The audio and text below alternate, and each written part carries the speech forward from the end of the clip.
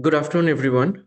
A very warm welcome to all the participants joining us today for this insightful webinar on understanding biological evaluation plans for medical device manufacturers.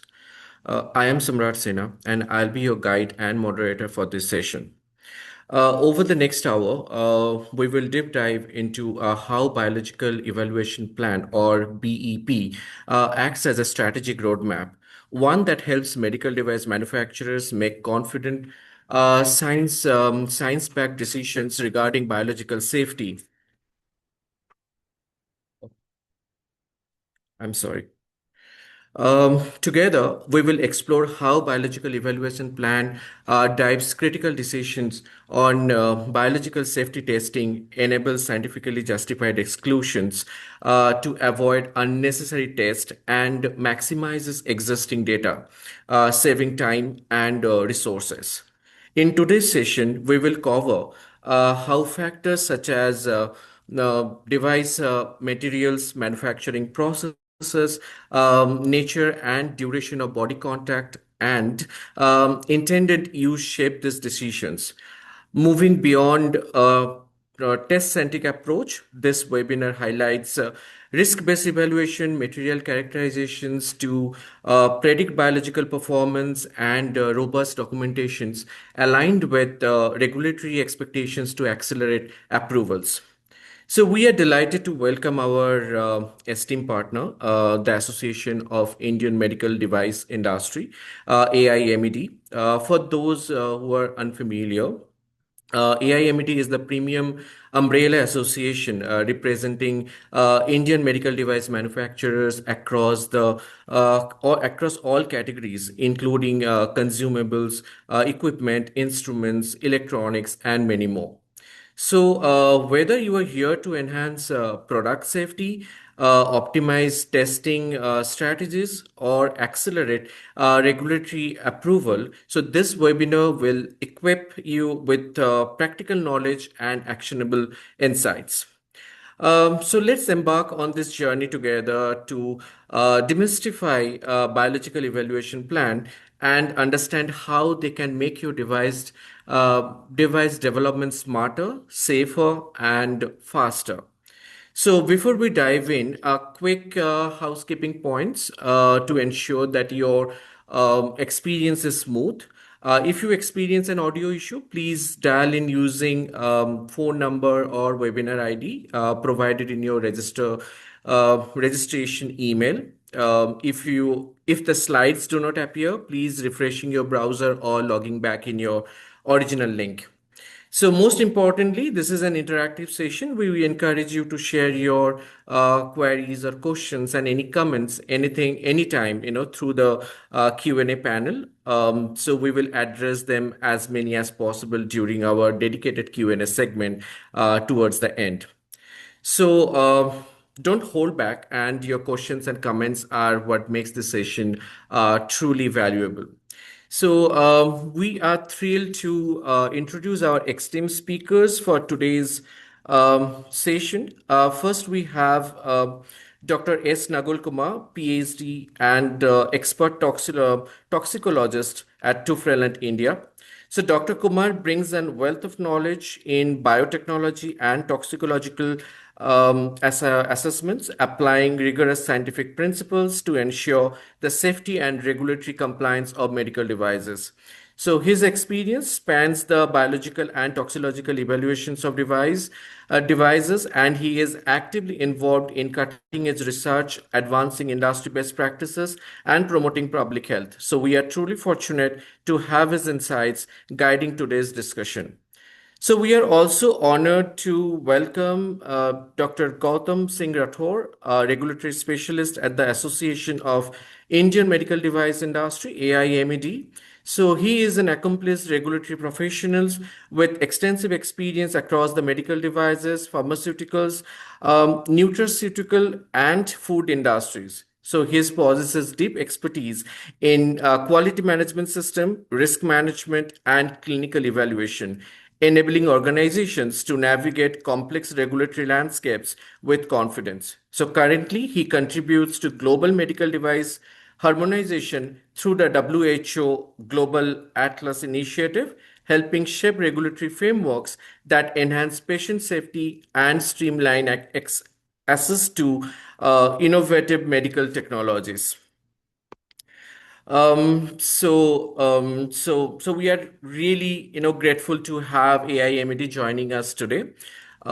So with that, so let's get started. So now I will hand over this, session to Dr. S. Nagul Kumar and Mr. Gautam Singh Rathore to take us through the presentation. So presenters, the stage is yours. Thank you.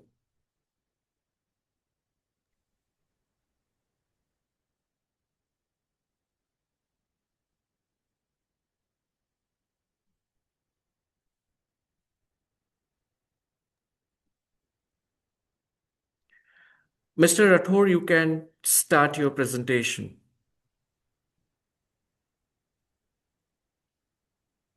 You need to unmute yourself. You need to unmute yourself. We are unable to hear you. Hello. Thank you. Good afternoon, everybody. Thank you, Mr. Samrat, for introducing ourselves and bringing some real challenges and some discussing the real topics here over the needs to the industry and recently the standard and what been updated.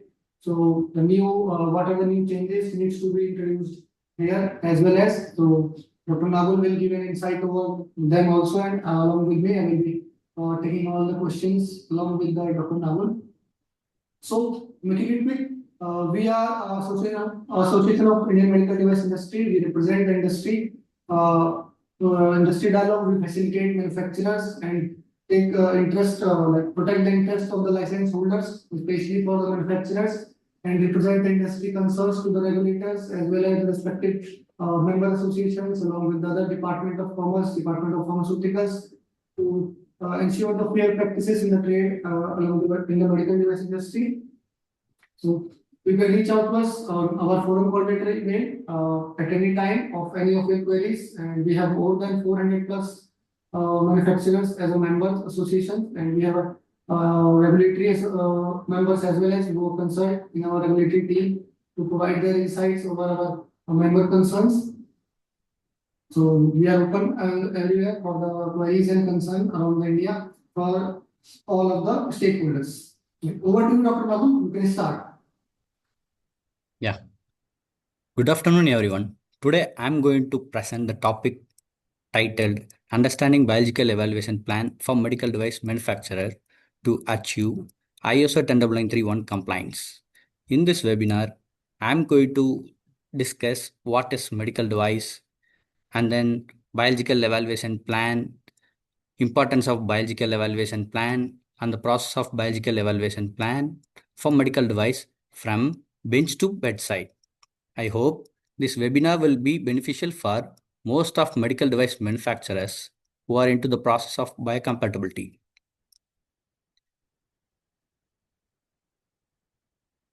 So before understanding biological evaluation plan, you have to know what is medical device.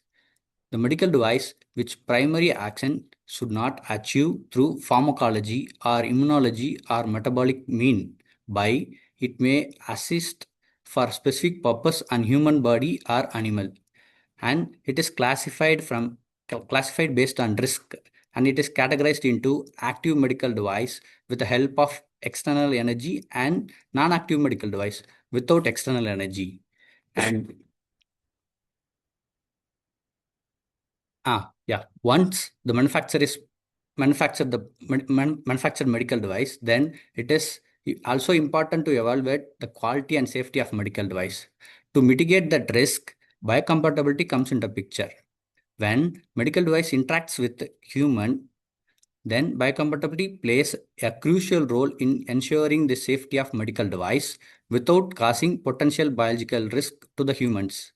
Safety is assessed by ISO 10931 standard, which recommends performing necessary biological evaluation testing such as cytotoxicity, sensitization, irritation, genotoxicity, hemocompatibility, neurotoxicity, chemical characterization, physical characterization, ethylene oxides, degradation product, and then toxicokinetic studies too. And coming to next slide, the product lifecycle stages in biocompatibility is like it begins from concept design, where manufacturer starts uh, a conceptual process like selection of raw material, and then manufacturing process, sterilization process, and then packaging process. And after that, once the product is ready, then how they are going to evaluate that product. And then after evaluation of that product, it is going to be approved by regulatory body, and it is not going to end from that approval. After market submission also, we need to ensure that product safety through post market surveillance. uh, so in that first place, concept design, where idea and risk analysis is carried out, and in the development stage, where biological evaluation plan and then testing and biological evaluation report will be performed for finished medical device, which I'm going to discuss in the upcoming slides. After successful completion of development stage, the product is launched in the market and followed by post-market surveillance will be carried out. As we discussed in the previous slide about development stage, this slide explains the workflow of biocompatibility assessment process. In that, biological evaluation plan is prepared initially, in which the list of biocompatibility tests is assessed, and based on the outcome of biological evaluation plan, biological testing is carried out, and the entire process is documented in biological evaluation report. Coming to next slide. What is biological evaluation plan? A biological evaluation plan is a structured risk-based document that defines how biocompatibility of medical device will be assessed. It is required to demonstrate safety to regulatory authorities, and it must compile with ISO 10931 and ISO 14971 standards. It is not a checklist of tests, but a scientific justification document that determines whether testing is required or can be scientifically rationalized. This process begins with through thorough understanding of a device, like manufacturing process, sterilization process, even raw material selection, where they are purchasing. All these things will be included. Before performing any biological assessment, manufacturer must gather comprehensive informations about the device description, and then it includes like intended use, like where they are the medical device, like how it is going to be contact, where it is going to be contact, and the nature of usage of that medical device, and all these things will matters over here. And then target population, site of body contact, duration of body contact. In duration of body contact, like limited exposure or else prolonged exposure or long-term exposure, all these things should be there. And where and moreover, it is either it is single use or reusable, and all these things, all this information should be detailed. And then and when it comes to material information is equally critical and include raw material, and in addition, manufacturing information must be reviewed. How manufacturing information is reviewed, like sterilization process, and then cleaning agent, residuals and chemicals, and even packaging of materials, and any processing steps for residual device. Again, in here, if it is any incomplete material knowledge is there, then the most common regulatory failing can be sufficiently delay approval. So it is necessary to ensure that all those manufacturing information and chemical information and detailed information should be there with the manufacturer. And a biological evaluation prioritize chemical characterization and toxicological risk assessment instead of other rest of animal studies, and determine it also determines biological testing is required or can be waived off. And moreover, it is essential document for FDA and European regulation submissions. Why biological evaluation plan is important in manufacturing? BEP identifies biological risk early in the device development stage itself, helping manufacturers address knowledge gaps through biocompatibility testing or alternative evaluation. This proactive approach reduces redesign cost and prevent regulatory rejections and minimize financial liability and compliance burden.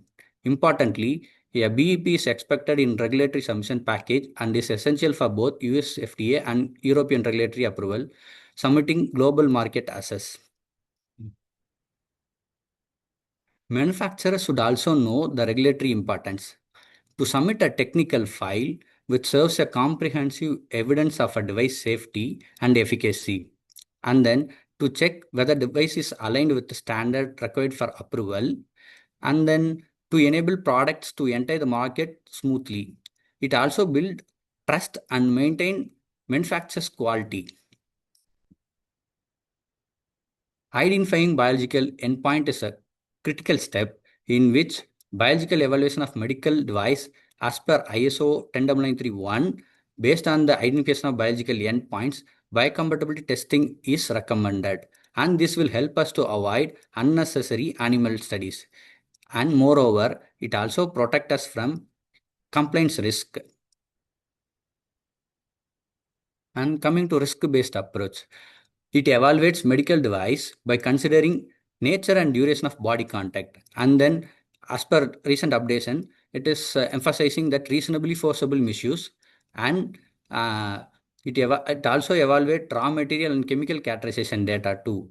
And it uses toxicological risk assessment TRA and focus on patient exposure with robust safety margin.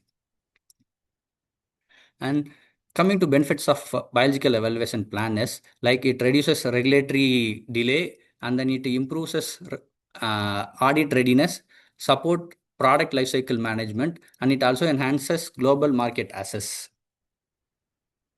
And manufacturing inputs like raw material, what are the raw material used for manufacturing a medical device, and then where the supplier where the raw material is purchased, and then manufacturing process such as sterilization, packaging, and all those things will lead in that process. And then shelf life, how long it is going to be there for market, all those things, information should be ready with the manufacturer to successful completion of biological evaluation plan. And then it is essential these are the some of essential document for biological evaluation plan to make a successful. The first one is product information use, and then device description, intended use where it is going to be intended, and then device image, patient contact where it is going to be contact, and then material composition, safety data sheet, the raw material which is there for making of medical device, all those raw material has to undergo that safety data sheet, and then contact duration, and then sterilization procedure, cleaning process, compatibility report, how long temperature and all those things will be mentioned in the storage condition, and technical file, clinical data. With the help of all these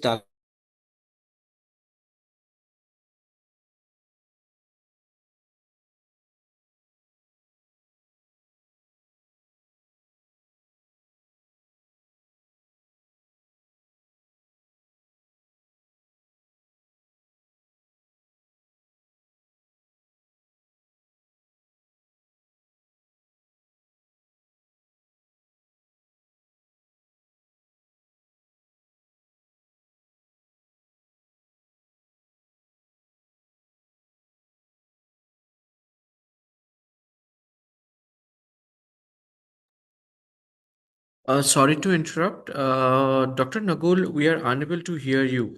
Could you please check if there is any kind of technical difficulties?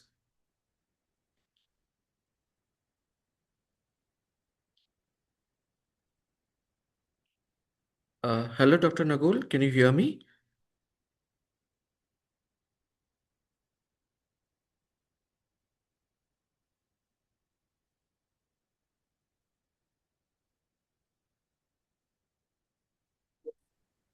Including you.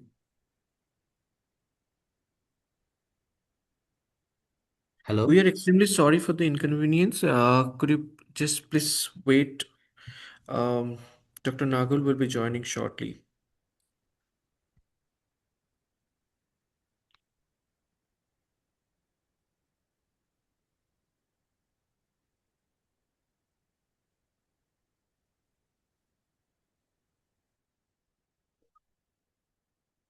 Is it okay now? Yes, we can Shall I hear proceed you. then? Yes. I think I missed from here, or else I missed from here. No, from the previous slide. From here. Yes. Yeah. Half we have just missed. Sorry for the inconvenience.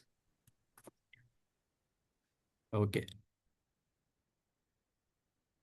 The essential document for biological evaluation plan is like it initiate from product information use and then device description, intended use, and then device image, patient contact, material composition, safety data sheet, and then contact duration, sterilization procedure, cleaning process, biocompatibility report, and then storage condition, technical file, device design history, and then previous assessment, clinical data. With the help of all this information ready, then we are able to achieve that biological evaluation plan successfully. And then this is how that biological evaluation plan will be. Like in that first in the first priority, the as per recent updation in ISO 10931 standard, uh, uh, the CV of toxicologist has to be attached along with the biological evaluation plan. And then the description of device manufacturing process is documented as per the information provided by the manufacturer. Based on the above information and the literature review, the health-based endpoints uh, such as NOAEL, no observed adverse effect level, and then LOAEL, lowest observed adverse effect level is estimated, followed by risk analysis, in which the risk involving in raw material and manufacturing process and identifying any gaps in the current standard and check relevant clinical as well as PMS data. Finally, for biological risk control, the necessity of chemical characterization and biological testing is recommended or justified. So, ISO 10993 standard has undergone transformative update in 2025 version. This version marks a departure from previous checkbox approach where we used to have that checkbox like the test will be recommended in that checkbox. Based on that, all those tests will be carried out. Now it has been updated. So it has been updated more dynamic into risk-based methodology. The new standard introduces like critical concepts such as biological risk estimation and foreseeable misuse, and then the nature and duration of body contact is updated. The nature and duration of body contact, say I will for foreseeable misuse, like reasonably foreseeable reasonably foreseeable misuse, using a product in which that was not intended, but that manufacturer could be reasonably predict people might do. Say, for example, what I can say is uh, single use insulin syringe. So to save money, what we will use is like the product name itself, single use insulin syringe. Instead of single use, we will use as multiple time. No, so to minimize that, it is manufacturer responsibility to uh, address all this thing in their product in while labeling. And then duration and based on the exposure duration, how exposure duration is updated in that new version is like daily contact and then intermittent contact and then bioaccumulation. Daily contact, I will give an example for daily contact. Earlier, for oxygen mask, how it has been classified is like it will be classified as short-term exposure. Before going into that exposure, I would like to say that short-term exposure is like less than 24 hours, and then prolonged exposure is greater than 24 hours to 30 days, and then long-term exposure is like more than 30 days. So based on this criteria, based on that previous version, oxygen mask is classified as short-term exposure. Now, because of this updated guideline, it has been categorized as uh, prolonged exposure. Why? Because is per day it is going to be exposed for almost minimum of say for example 10 minutes, like 5 to 10 hours. So more than it won't be contact. So it is going to be considered as less than 24 hours, right? So as per previous guideline version, it is considered as short term exposure. Now, as per this updated guideline, we are not going to use for that particular day. we are going to use for the next day till that completion of our till that recovery of our health. So based on that, so the next day will be considered as prolonged exposure. Like again, that next day we are going to use, if it is, we are going to use for next day for almost 10 hours means, then it is considered as uh, prolonged exposure. And then other one more example, like physiotherapy electrodes. Say for example, this this the doctor recommend us to have the physiotherapy session for uh, per week for 2 times. So in that per week, per day we are going to use that device for 30 minutes only. So per week it's been almost 60 minutes only, right? So that the duration of that device is like 60 minutes only. So earlier, based on this calculation, how they used to estimate is like this comes under uh, short term exposure. Now based on that days calculated, so it is been updated into prolonged exposure. And then uh, material and chemical justification is plays a major role over here. Instead of going for testing, it is necessary to justify all those material as well as chemical information which is being used for their making of many medical device. And then body contact is also being updated as per this ISO 14031 2025 version. Now we are going to see about how the body contact is being updated. The first one is like non-contacting medical device.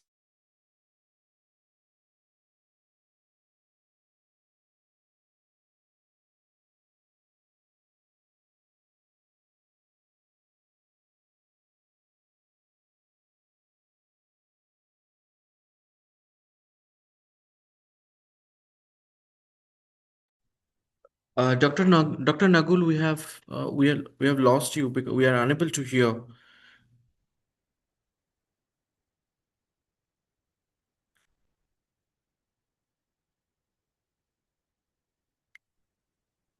Dr. Nagul, can you hear us?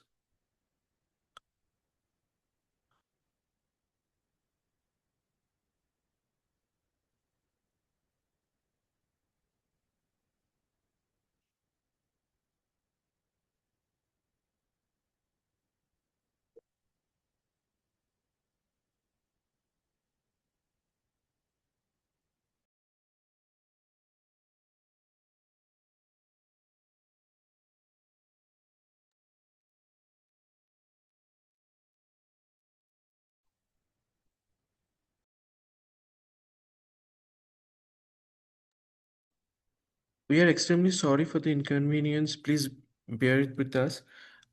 He will join shortly.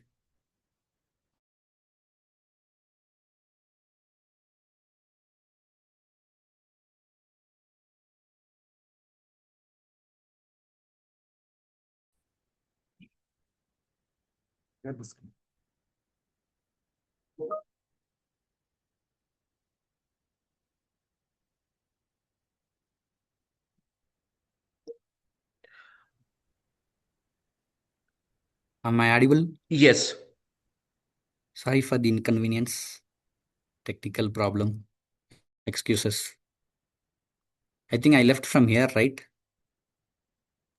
Or else. Yes. No, no, no. Next slides, please. Yeah. Categorization of medical device as per ISO 10003 updated guideline. So yeah, now it has been updated like non-contacting medical device and medical device in contact with intact skin, medical device in contact with intact mucosal membrane, medical device in contact with either breached or compromised surface area or internal tissue other than circulating blood. And then finally, medical device in contact with the circulating blood. And we are going to see examples of all this contacting blood. The first one is non-contacting medical device, such as diagnostic software, in vitro diagnostic device, and then medical device in contact with intact skin, like fixation tape, electrodes, prosthesis. Medical device in contact with mucosal membrane, contact lens, and then urinary catheter, endotracheal tube. And then finally, the other one is like medical device in contact with either breached or compromised surface area or internal tissue other than circulating blood, such as dressing, laparoscopy, and infusion bags.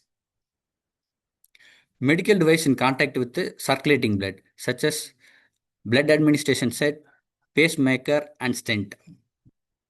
Now we are going to see that gap analysis of previous version as well as updated version. The product has been chosen for this gap analysis is non-contacting surgical tool. So as mentioned in that product itself, non-contacting surgical tool. So this won't comes under contact to the patient as per previous version. Now the guideline is being updated, no? So based on that guideline updation, now because of that guideline updation, it also recommends us to uh, assess that safety of end user. So as per that guideline updation, the device is categorized into no contact to user contact. And then the body contact is, since there is no body contact in the previous version, so as per that updated version, it interacts with the skin, like doctor going to interact with the skin, right? So based on that intact skin, we have to assess that degradation study and then biological hazards and then biological effects such as cytotoxicity, sensitization, irritation test, as well as we have to assess biological evaluation plan, risk estimation, and then biological evaluation report for this product.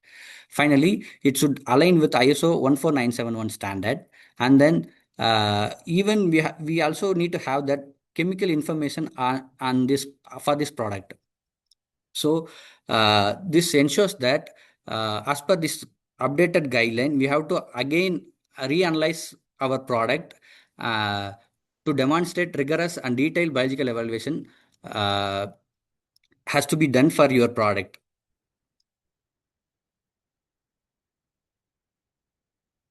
After completing chemical and biological evaluation, am I audible? Shall I proceed? Yes, you are audible. Please proceed. After completing chemical and biological evaluation plan, it is time for biological evaluation report. This report summarizes the device information, material data, test results, toxicological risk assessment, and overall risk conclusion. It also provides clear statement on whether the device is considered biologically safe for intended use. The biocompatibility document is then submitted as per part of regulatory approval process to authorize. The importance of medical device. Here, once after approval of regulatory bodies, after it has been launched, the product has been launched, then the final stage is post-market surveillance. In post-market surveillance, why post-market surveillance has to be done is like to ensure that patient safety and to monitor that real world usage and to align with regulatory standards and to improve design and to enhance risk management and to promote confidence for the end user and to support decision making to gain all those knowledge from their product. How it has been implemented is like, first we need to develop a plan, and then after developing a plan we need to get approval from regulatory bodies, notified bodies, and then from that we need to implement in a way like proactive as well as reactive. Proactive through clinical data, reactive is like intermediate data has been gathered and with the help of feedback form. After that, all this data is been analyzed and it is been updated in technical file. So this slide presents a case study on how medical device manufacturer justified changes to their product using risk-based approach, avoiding the need for additional animal testing. The product is like class 2 suction catheter.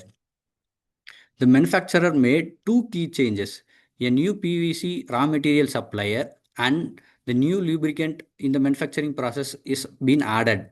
And now it is time to estimate it, either it is either to ensure that device still meets the ISO 10993 biocompatibility requirement after these changes.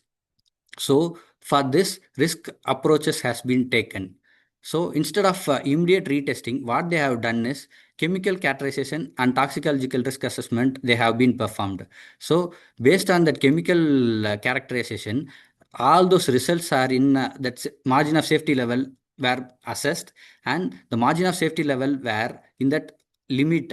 So they concluded that previously they conducted that cytotoxicity, irritation and sensitization study. So now with the help of chemical characterization as well as toxicological data, toxicological risk assessment data, they concluded that previous study which is conducted cytotoxicity, irritation and sensitization is valid. Uh, the result of this is the chemical analysis showed that toxicology safety limit and a sufficient margin of safety was established, and then the validity of previous biological test was confirmed. This case study show how smart risk assessment can help maintain device safety and regulatory compliance efficiently. Even manufacturing process changes by leveraging existing data and target analysis.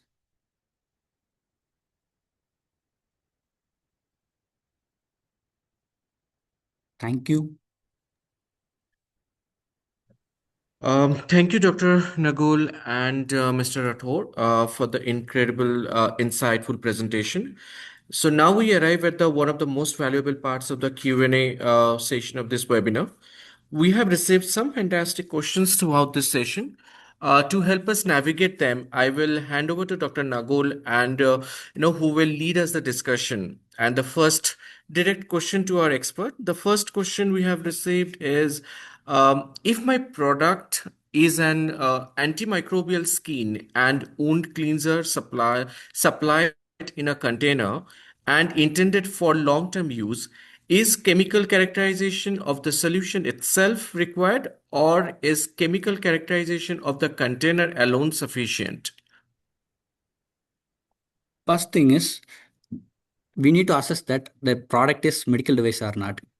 Then where that contact is going to be, like say for example, there will be multiple component from their product. So in that multiple component, what are the thing is going to be contact with that patient. We need to ensure that what is going to be contact with that patient and how long it is going to be with the patient. So with the help of all this information, we will analyze that risk based approach, right? So after that risk based approach, we will come to know that even if we are having that chemical biological equivalence, uh, like literature survey and all those things are there, then we will waive off with only of chemical characterization instead of going for animal studies. And that too we have to assess all those things based on risk assessment. And after that only we will come to know that entire thing of either to go of biological testing or we can waive off. I would like to add in this that my voice is audible. Hello. Yeah, you are Yes, audible. could you be a little bit Welcome. louder? Yeah, hello. Yes. So for this question, for antimicrobial skin and wound cleanser, the container you are using that should be or shall be certified as per the USP class 6, right? And if it is directly classified or comes under the period of medical device, then the same USP class 6 parameters equally relatable in there. You must have a leachability test along with the solution. Would clean the solution you are using the device. So it must be ensured that when it comes in the contact with the wound cleaner solution, long term the container does not leach any type of substance. After that, under the leaching, the type of material, what type of leaching is that composition, you may have to perform any further toxicological chemical risk assessment pertaining to the intended use of the device. Okay, thank you. The second question we have received, why are NOAEL, TE, and MOS included in the biological evaluation plan? Since these parameters are part of the toxicological risk assessment according to ISO 10993, what is the appropriate approach for addressing them within the BEP? Any one of you, if you could respond, would be helpful. Okay, Do you want me so to repeat again? I got the question, sir. Okay. So I'll just answer it. Dr. Nagul can add in this. So in on the previous standard, you see there is no clause for the reporting or what to be included in the biological evaluation plan. But the current standard updated in the 2025 in December November, it introduces a new category under 6.511, I guess. That is the local effects after the tissue contact, right? Under this section, there are different types of points have been considered based on the local effects. Under that, we having a toxicokinetic section here, right? So in that section, we have to introduce these type of terms, what methodologies and what are our critical acceptance parameters. So there is NOEL, TE, and MOS are the our acceptance criteria, right? So the threshold which we set out, we have to define it correctly, and we have to mention in our biological evolution plan. Like if our report is going to be acceptable, then what will be the criteria of NOEL, TEs, and MOS, right? Dr. Nagul can add in this. Yeah, you are right, Gautam. Shall we Okay. proceed with the next question? Okay, sure. The third question is, what type of patient contact should be considered for devices such as ventilators or CPAP machines, given that they do not have direct contact with the patient? Could you please repeat again? What type of patient contact should be considered for devices such as ventilators or CPAP machines, given that they do not have direct contact with the patient? Non-contacting medical device. Okay. Okay, so I will add in that, like in the current updated version, it has been introduced as daily contact and few another terminologies, right? Like intermittent contact and point of bioaccumulation. So considering these new definitions, the ventilator may not fall in the contact category, but CPAP will fall, and CPAP will be fall under the long term contact duration. Why? Because they have introduced, as Dr. Nagul has explained, that even if the device comes in contact with 1 hour for 10 days of therapy, then it will be considered as 10 days for 10 days. So that will be a long-term contact, or that will be like in our if you are preparing your biological evaluation plan as per latest standard, then you have to consider the factors that even if device comes in contact with for 1 minute, but it requires daily or after certain period of time, in a week or weekly, whatever that. So your contact duration shall be of the total duration of contact. Right now, it's a dilemma that whether it's up to the doctor or the prescriber that at what time the treatment should go on. But you have to consider at least the minimum contact duration. You have to find out the minimum daily contact duration. Based on that, these contact duration will be decided. So CPAP will be in the long term, and for ventilator we have to check. But I guess ventilator will not come in the direct contact. Okay. Okay. Thank you, Mr. Rathore. Fourth question we have received is, how should biological evaluation be maintained throughout the device life cycle? Is additional testing required over time? And if not, how can this be appropriately justified? So if we have all those technical file properly, we can justify instead of going for animal test. That too, we need to assess that based on product. The first thing is like earlier the clinical data or else PMS data is there with us, then we can address all those recommendation. So based on that recommendation, we can waive off animal studies. And moreover, ISO 10993 recommend us to waive off to not to focus on animal studies. Instead of that, biological justification is mandatory. So uh, for your query, the first thing is while preparing that biological evaluation plan, we will like to address what are the things which we are having, and based on that only we will recommend us either to go for testing or else not to go for testing. I would like to add in this that the biological evaluation shall be maintained throughout the life cycle of the device. The meaning of the life cycle is that what are the input parameters contributing towards your the device life cycle, right? If I say annually you conduct the PMS, correct? So your PMS is contributing in the risk management indirectly and directly in the clinical evaluation, or vice versa, you can say. So based on the risk management input and output and clinical evaluation output, your biological evaluation plan will be updated. Okay, now if you are a first time introducer of your product in the market, like you are manufacturing first time in the device, first time you got the license, or you are introducing first time in any jurisdiction, then you have to 3 years, at least 3 years. Okay, you have to evaluate, means your biological evaluation report shall be prepared biannually, triannually, or it should be updated during the initial 3 years of the launch of your product in the respective jurisdiction. If you do not have any sufficient historical data in respect to your own sales, not compared to others, you can also consider the factor here in clinical evaluation where we collect other predicates market history as well. So this will contribute to your life cycle of approach. So afterwards, 3 years, your majority of the PMS data will give you an insight that whether you should update your biological plan or report. Another factor contributes in the life cycle approach is that any raw material change, any material characterization change, or any specification of the raw material change, or any government authority puts and temporarily halt on the material safety issues or report any material safety issues, like US FDA publishes the material safety data sheet, history data sheet, where what type of materials are permitted in the medical device industry for what medical applications. So that can also be referred to updated your biological evaluation. Hope that's clarified.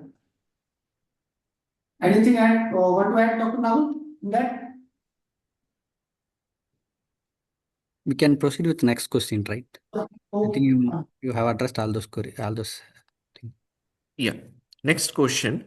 Is biocompatibility testing mandatory for products that have neither direct nor indirect contact with the patient?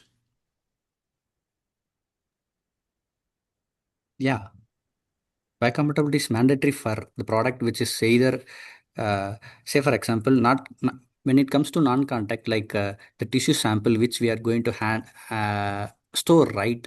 Or else blood sample which is going to be the blood sample which we are collecting, right? It won't be directly contact to the patient. Instead of that, what will happen is it will be comes under indirect contact. If it is indirect contact, then biocompatibility will place a major role over there, right? Here, Nagul wants to say that you have to define like how your intended application is being achieved, right? The situation you have mentioned is that looks very familiar to the software or standalone software, right? But if your intended use says that the intended use shall be achieved by making any indirect contact, then you have to perform the biocompatibility as per the our evaluation plan, like what type of parameters our device falls. If it still remains in not in comes in the direct contact nor in indirect contact, then no biocompatibility testing is required, but still you have to do a biological evaluation, right? As per the updated standards, almost 90 to 95% medical devices comes in the preview of 10993, except standalone software which works on the some data input based, right? Because the software also needs some hardware to perform on its intended use. So if we refer the latest standards, terms and definitions, that all medical device, almost 95 medical devices come in the preview of 10993. Yes, we can move Okay. to the next question. Yeah. And Yeah. moreover, Next. here Sorry. I would like to highlight one more thing is like when it comes to non-contacting device, right? So in that case, mostly of it will be like risk. The level of risk will be like minimized. So if the level of risk is minimized, then we can waive off with a literature-based survey instead of going for testing. And that too, you have to perform that gap analysis as well as biological evaluation plan and report has to be performed for your product. Yes, correct. Absolutely. Thank you. Next question. Does the FDA accept implementation of changes in our testing in accordance with the current version of the applicable standards? Yeah, obviously it will FDA will accept our that changes of that current version, but we need to analyze that gap analysis has to be performed based on that changes. What are the changes has been done based on that updated guideline as well as previous guideline was there, no? So we have discussed about that foreseeable misuse and then duration of contact and then patient contact and all those things being updated, right? First thing is we need to ensure that what are the gaps has been fallen for our product.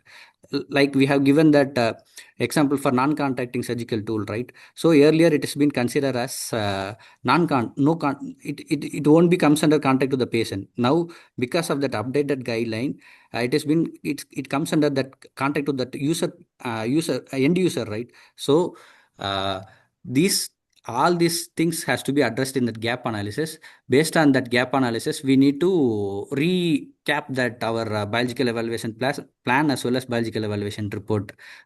Once after performing all these things, FDA will accept our thing. If while performing that gap analysis, if in case, like say for example, here in that our gap analysis, it recommends us to go for testing, right? Then if it is recommending us to go for testing, then we have to go for testing. If it is not, then with the help of biological equivalence, we can justify some sort of things that we need to assess. After that, FDA will approve. Okay, thank you. Next question. Is chemical characterization required for all classes of medical devices? No, but the thing is, to enhance our product quality and safety, if manufacturer recommend us to perform that chemical characterization, they can. It is like to enhance their product safety. It is not necessary to perform chemical characterization for entire all medical device, but for high risk product like implantation device and all these things are there, right? So for all these high risk product, chemical characterization is mandatory. For low risk product, it is up to them to enhance their standard and quality. This is what chemical characterization says. And most probably, if chemical information is not sufficient, then we have to perform chemical characterization. Yes, As yes, per, yes. You yeah. said right, Dr. Nagul. I would elaborate this thing that while you're submitting your application to any regulatory authority, so the chemical characterization usually required where your toxicokinetics is involved. If your device having any like in your evaluation, it mandates or requires any toxicokinetics like parameters, then the chemical characterization becomes mandatory part. And if the device is implantable for a long term, then chemical characterization is asked irrespective of the device safe history and all. And also in some cases of the device contributes to the extracorporeal circuit directly comes contact with the blood for long term. Okay, then chemical characterization becomes mandatory by the regulator. Point of view of regulator, I'm telling you. Apart from that, if the manufacturer does not have sufficient chemical information what its medical device constitutes, then it becomes to establish the chemical characterization as Dr. Nagul said, right? And for lower class A devices, class 1 devices, chemical characterization usually not asked because they have a safe usage history of the materials they are used with. But for class B onwards, this requirement becomes necessary as the risk involves. So yes, for all class of devices, chemical characterization becomes mandatory, depends on how you have evaluated your biological risk assessment. Thank you. Next question. Uh, how does a change in the dimension of a medical device impact biocompatibility testing requirements?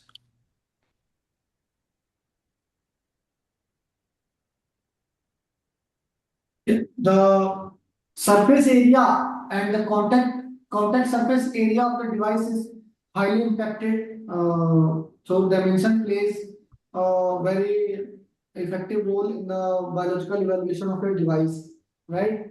Because it's a contact surface area. I'm not talking about the whole device dimensions, but the contact area. If you're talking about the injured skin, or it comes in the direct intact skin or any tissues, injured tissues, that surface area is changed, then the biocompatible testing is affected. Usually, if your chemical composition or the material of construction remains constant throughout the dimension expansion or reduction, then it is not won't affect much.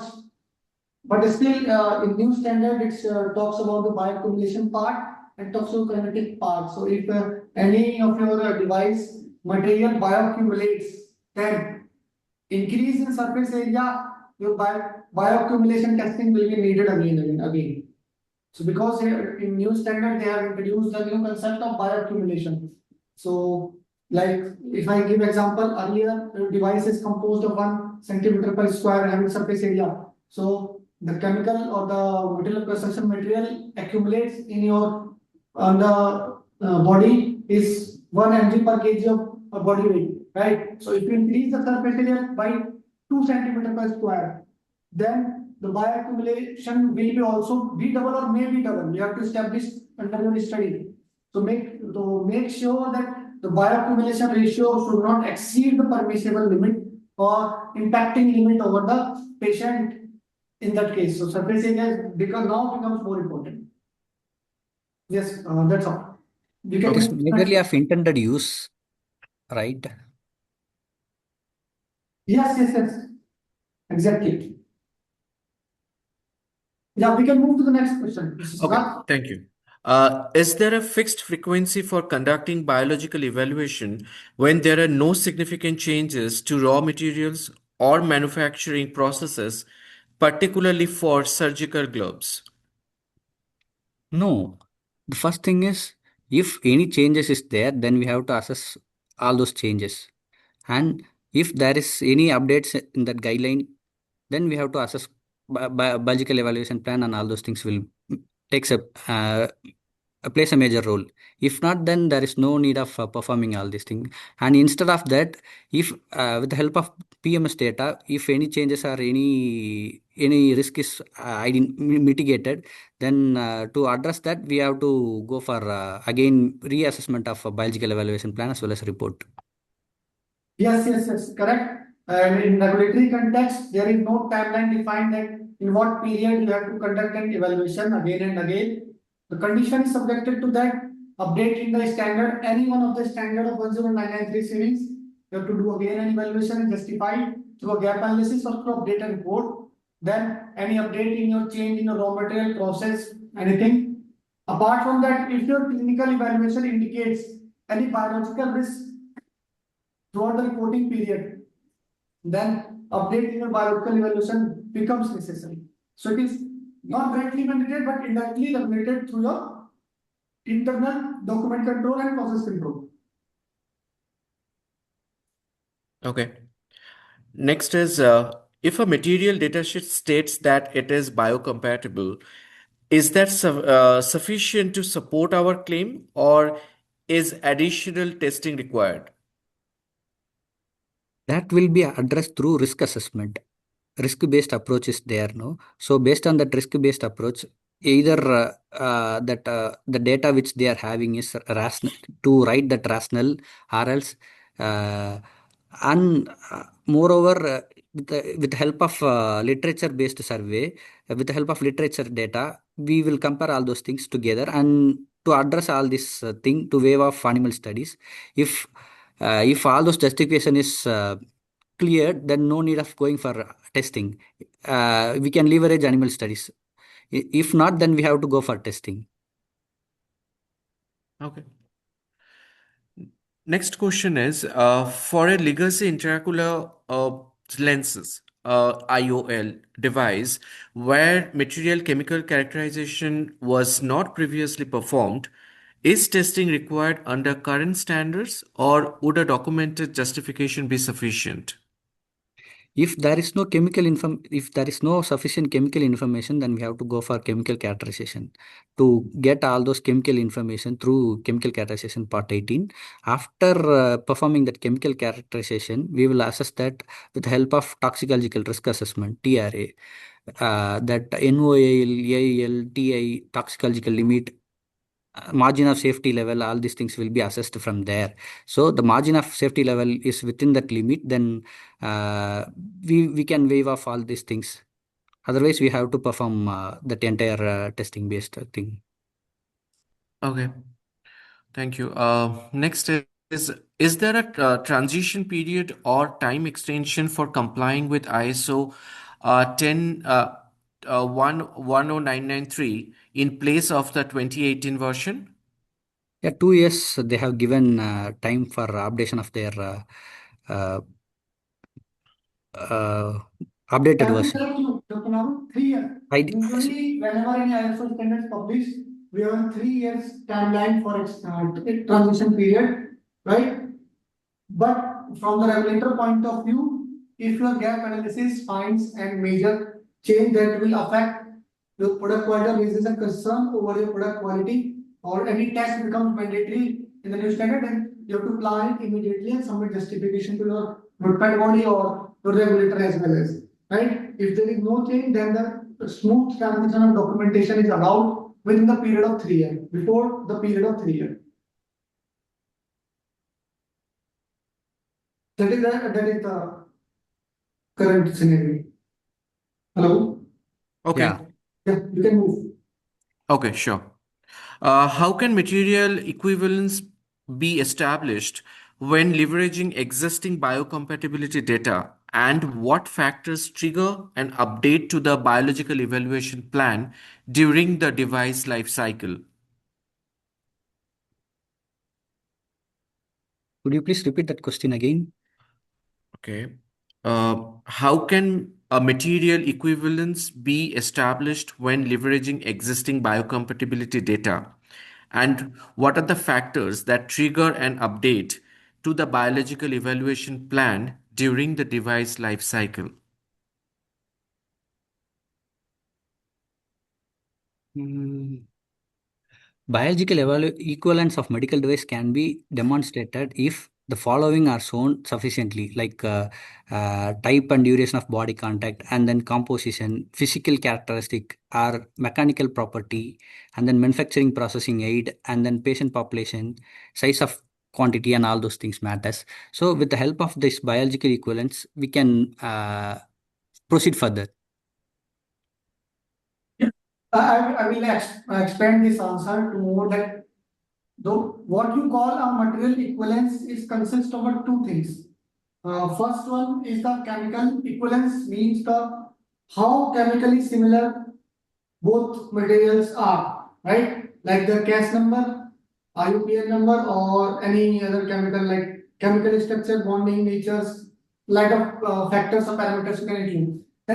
Then comes the physical equivalence, means how physically appearance in terms of visual appearance, in terms of physical activity or physical molding and whatever process you do physically appear wise when you impose harsh condition over the material. So how physically they behave. So both equivalence when fulfills and shows almost more than 90, 95 or whatever similarity index we have established or raised, then the material equivalence will be achieved. Now, if you completely show material equivalence, then you achieve a biological equivalence subject to the condition that your device contact equivalence also, like contact duration, like from your predicate device.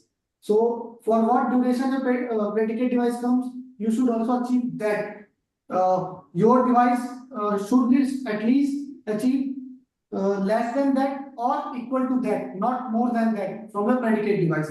So that's how you will achieve a biological equivalence through following the material equivalence rule. Parameters you can decide what chemical, what physical parameters you want to bring in your equivalence parameter. So that will the any change in the parameters whether chemical or physical, will trigger your BP. That's the point. So which we earlier discussed in the previous answer, that whether raw material, process, anything. So that will your indicators. If those indicators will changes, then you need to update the biological evaluation plan simultaneously. That's all. Thank you. Uh, is additional biological testing required when a device undergoes cleaning or sterilization? Yeah.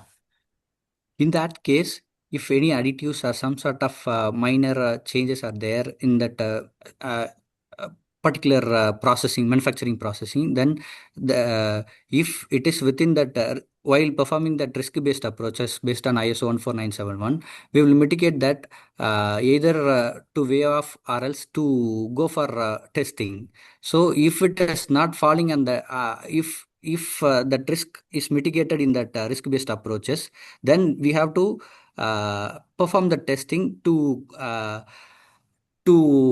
say that it is not going to harm the patient, right? So for that, we in that case we will perform testing, or else we won't perform testing. Okay. Next question is for CPAP devices, given that the ISO 18562 series provides device specific requirements and acceptance criteria for biological evaluation, how should this be integrated into the overall biological evaluation strategy?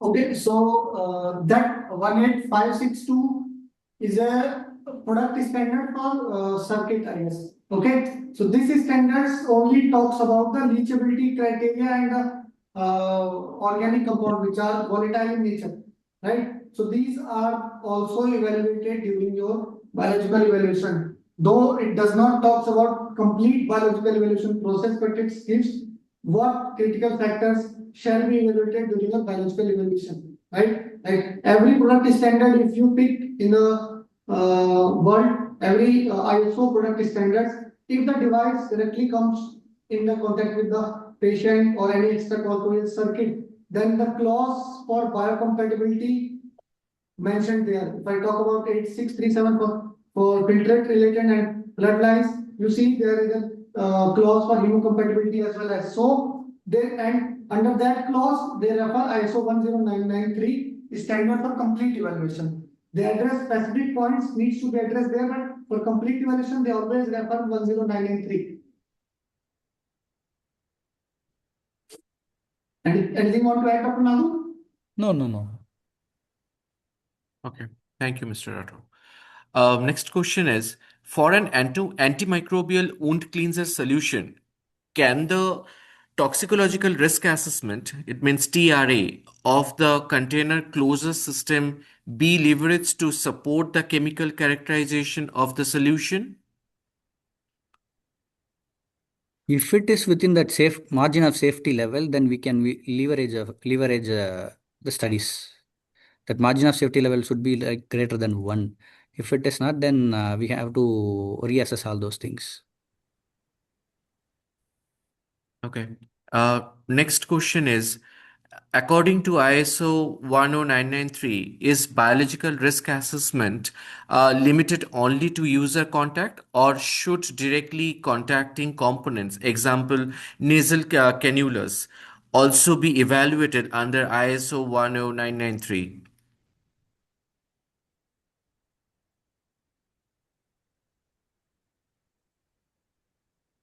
Do you Okay, want me to so repeat again?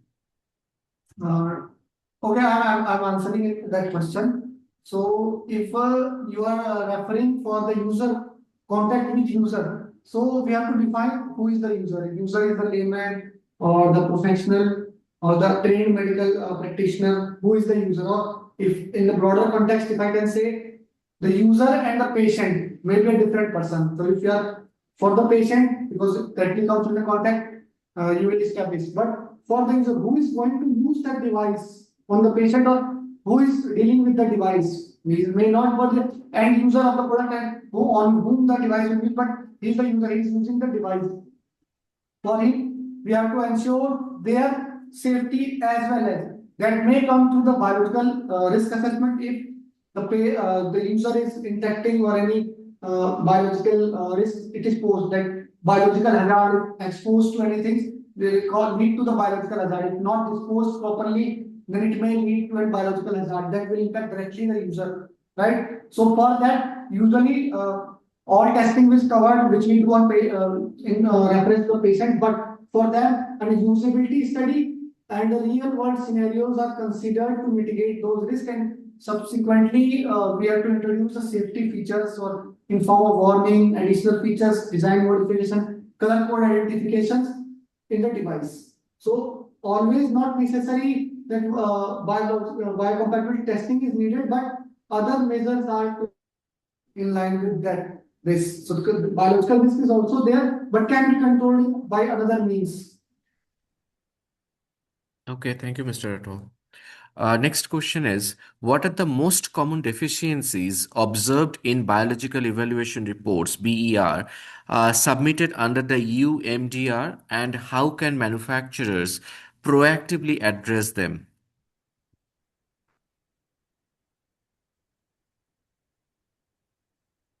Okay, so if you have submitted a biological evaluation plan, usually the conclusion part, like how you have reached to a certain conclusion that these type of tests shall be included and cannot be included, are the biggest question. Second is that why you have not considered material characterization as a part of your biological evaluation. These two are the most asked question in the biological evaluation reports and the plan, as well as that why organization has not considered these two factors while conducting their biological evaluation. Now, third one, which is most related, is that the risk which are mentioned in your risk management file does not correspond to your biological evaluation plan nor in the reports. So, wherever you are identifying any biological hazards or risks, that should be matched or correlate with your risk assessment file, risk management file as well as. These are the major gaps which I have seen during the evaluation under the UMDR. So you next time you might have keep eyes on them while writing, planning your biological evaluation files. Anything want to add, Dr. Nagul, in that from your point of view? No, you have addressed all those queries, right? We can proceed with further. Yeah, we Okay. can go next. If the sterilization vendor is changed, does this impact the biological evaluation plan? If the still, yeah, the first thing is we need to assess gap assessment for this. So to ensure that either only that supplier has been changed, right?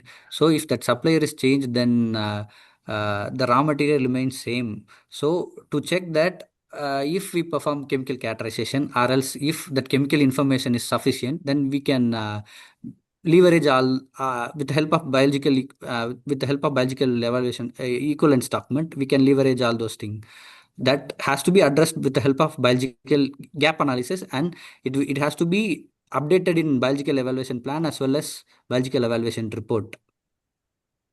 In And it short, is if I not would say, necessary to perform that biological testing. yes, Before correct, that we correct. need to address yeah. Yeah, correct, you are doing correct, saying correct. That biological evaluation plan is not needed. If I'm short, I will say that if any process that is validated and requires an acceptance criteria, and you have a validated plan, then any change in that does not always require BP until unless for the in case of crystallization, if your residual part is not in the limit, then you may have to carry out the biological evaluation again. Why? EO residual. If your EO residual is not within the permissible limit as per the 1093 part 17, I guess 17 or 16, I have don't remember the exact number. If it is not as per the defined limit in that EO residual standard, then you have to conduct again a BEP to establish your current value acceptance, or you need to redo the validate your installation process, because anyhow you can't accept beyond that permissible limit. So it does not always impact your BP. as he mentioned, all these things will be addressed in gap analysis. So that with the help of gap analysis, we can proceed either to leverage biological evaluation plan or else to conduct biological conduct biological evaluation testing, right? Yes. Mm. Okay. For a wound cleanser classified under long-term contact, uh, can the toxicological risk assessment of the container closure system be leveraged for the solution itself, considering that the solution directly contacts the body? Yeah, Yeah. here you have to perform an efficacy study as per the drugs provision, right? Because I guess this product does not come under the medical device because it's an antimicrobial product. You are saying earlier this question has been raised. We showed it an antimicrobial solution, right? So you have to evaluate as per the drugs provision. Okay. In that criteria, first we need to mitigate that. First thing is we need to analyze that either it is medical device or else it is a pharmacological product. So after that, we will come to know that either to go off with the toxicological risk assessment or testing, biological testing. Yes, yes, yes. For the container, we can say TRA can be considered, but for this antimicrobial solution, we have to go with the efficacy testing of in terms of the drugs provision. Yeah. Okay. We have a lot more questions. So, so let us know, like, because we have crossed the time and those we won't be able to answer at this moment, we can definitely, respond via email. But we will continue till the time the speakers are comfortable to answer. Yeah. The next question is for a BVF filter or HME filter, can ISO 10993 be applied instead of ISO 18562? Uh, See, your 18652 is the product standard which is applied in along with the 10993. You cannot exclude your primary product standard in lieu of 10993. So both standards should be adhered and your 18652 is directly must be referring directly to 10993. So anyhow, you have to adhere the latest standard of 10993 for complying or claiming to be compliant with 18652 for all products. If for every product standard, if it refers to any counter standard, then you have to claim the latest standard for that referring standard to claim the your product standard. We need to address the political standards first, and after Yes, that, we have to incorporate with the ISO 10993 standards. sure. Okay. How can a specific biological test be scientifically justified for exclusion? And what is the appropriate approach for documenting this justification?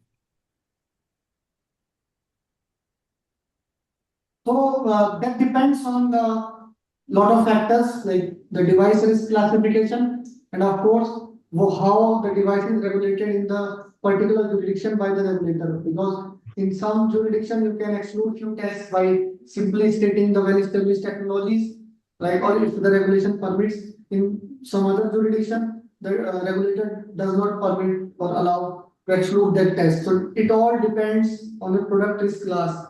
That is open question. We can't answer specifically for that you are looking for. Yeah. Okay. We have six more questions to address. Uh, Let me know, Yeah, because we can till take four specific. o'clock we can continue. Yeah. Yeah, Yeah. here one question we can take under. We are manufacturing class 2B MDs. If you can change any alternate material, the quantity of material is below 10% of total quantity. In the process, is it required for biocompatibility test for the finished product? Dr. Nagul, I hope you heard this question. Please can answer it. Should I repeat again? Could you please repeat again? Yeah, the question is, we are manufacturing class 2B medical devices. If we change any alternate material, the quantity of material is below 10% of total quantity. In the process, is it required for do the biocompatibility test for the finished product again? Yeah, the first thing is while performing biological evaluation plan, we will come to know that if you are already if you are having that existing data with you, right? So we will assess that risk assessment. So either to leverage biological evaluation testing or else to perform biological evaluation testing. So if that sufficient data is there with you, then we can waive off all those studies instead of going for biological evaluation testing. Okay. Next question is it necessary to repeat biological testing for every audit, even when there are no changes to the material composition, device construction, intended use, or raw material? No, there's no need of keep on doing biological evaluation testing if there is no changes in their manufacturing process, or else if they are not going for any, if there is no updation in the guideline changes, or else there is no changes in that manufacturing process as well as no changes in that guideline, then there is no need of performing again for biocompatibility studies. Okay. Next question is nasal prongs are in direct contact with the patient. Which standards should be applied for their biological evaluation? ISO 10993 or ISO 18562? You have to comply both standards. Your 10993 gives you the methodology to conduct the biological evaluation, sets the general overall criteria, but your 18562 talks about the specific acceptance criteria to be included in the biological testing or like biological evaluation. So you can't exclude any standard because you have to comply for both. Yeah, The vertical standards will give uh, like to advancement of that ISO 10931. So this vertical standards will support you, will give supportive document to highlight all those things, to cover all those things in ISO 10931 like BEP. So we have to perform vertical standards as well. yes. Okay, next question is there a specific standard similar to ISO 18562 that applies to combination products? Here, you are mixing means two things: the combination products and the standards. They can't be, and applicability of any standards is identified based on the intended use principle of operation and the product technology or medical device technology they are utilizing. So this is an open question. We can't specifically answer this. Yeah, Yeah. detailed explanation is needed. That Yeah. time will be sufficient for that to address all this. Okay. Okay. So, what are the uh, assessor's expectations when reviewing chemical characterization data? Measurement of uncertainty factors, right? So that is mandatory to give for chemical characterization to assess that chemical that AET level, actual threshold level. So that information has to be given from, and uh, the body weight of exposure will be there. No? That has to be addressed with help addressed by the manufacturer to perform chemical characterization. So with help of that, that AET level will be generated through chemical characterization, and followed by that toxicological risk assessment will be carried out. In that toxicological risk assessment, we will perform entire thing so that we will come to know that either it is in the margin of safety level is in within that limit or else beyond that limit. Okay. Next question is if an antimicrobial solution is intended for long term contact with the body, is chemical characterization of the solution required in addition to that of the container? Okay, so here she is claiming that the solution is medical device, right? If you are claiming it an antimicrobial, no, we don't say it and it is a medical device because you have to Yeah, check the we won't definition. consider that product as medical Yeah, device. because it's a broad spectrum antimicrobial. So any It is does not comes in the field of medical device definition. You can mail us separately. We will answer your queries because you are repeating these questions. We might have to give other chance also. The Please first move to thing the is we next. should not mix with we should understand that either our product is considered as medical device or else pharmacological product. So we have Yeah. to be more focused on that area. Then after that only that biocompatibility and rest of the other studies will followed by. If not, then no need of coming into these sectors. Yeah. Sure. Okay. And the last question. For a short-term topical hemostat, can chemical characterization and toxicological risk assessment alone be sufficient without conducting additional in vivo studies?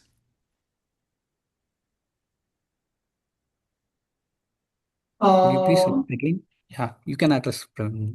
yeah, let me repeat for you again. For a short-term topical hemostat, can I rely on chemical characterization and toxicological risk assessment alone instead of conducting additional in vivo studies?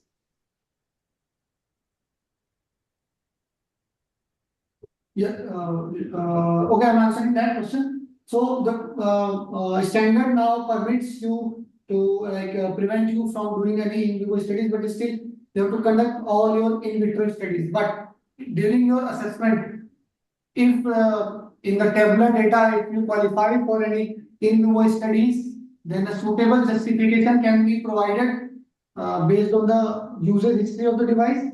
Else, you have to provide an in vivo study report or conduct an in vivo study, right? So that depends on you how strong your evidence is. So that's Yeah. all. I guess we have to conclude this webinar today. And yes, we don't Someone, have any further questions so far. And This thank you updated once. guideline recommend us to go with in vitro study rather than in vivo studies. So because of that only to minimize that animal testing only. So all this bioequivalence and even they are trying to strengthen that in vitro study for sensitization as well as irritation. All these things are mentioned in part one. So we can that medical device sector is more focused on in vitro studies rather than animal studies. So yeah, this is how that evaluation process is carried out, right? yes, absolutely fine. Okay. So, thanks once again to our presenters and, of course, to all of you who participated today. So, before we close, we would greatly appreciate if you could take a moment to fill out the quick survey form that will pop up shortly after the webinar ends. Your inputs helps us improve and tailor future webinars to your needs. So please do let us know the topics you would like us to cover next. On behalf of the entire TÜV Rheinland team, thank you once again for being with us today. We hope you are living with valuable insights and practical ideas to apply in your own operations. Take care and have a fantastic day ahead. Thank you, everybody. Thank you, Thank you. everybody.